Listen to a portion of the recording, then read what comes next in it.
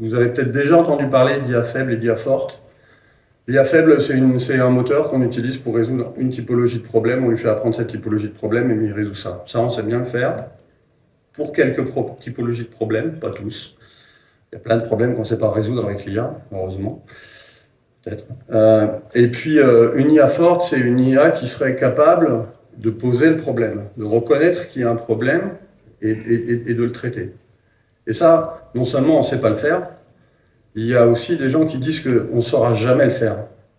Et donc, il ne faut pas projeter dans l'IA plus que ce qu'elle est capable de faire aujourd'hui. Aujourd'hui, elle est capable de résoudre un certain nombre de problèmes, pourvu qu'on sache les modéliser correctement. Et c'est tout.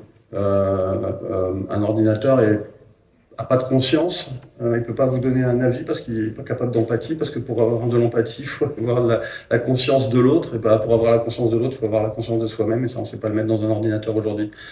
Et encore une fois, il y a des gens qui disent qu'on ne saura jamais le faire. Voilà.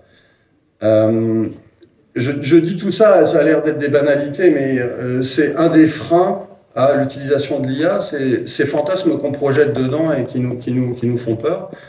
Voilà, il faut pas avoir peur de l'IA, ce sont jamais que des clés à molette de compétition qui s'améliorent toujours et qui sont, ma foi, bien utiles, parce qu'en général, ce que ça fait une IA, c'est ça vous aide à résoudre des problèmes simples et pénibles. Voilà, c'est à ça que c'est le plus fort. Et que ceux-là, en général, c'est pas ceux que vous craignez d'être remplacés pour les faire. C'est plutôt agréable d'avoir quelque chose qui sait faire ça.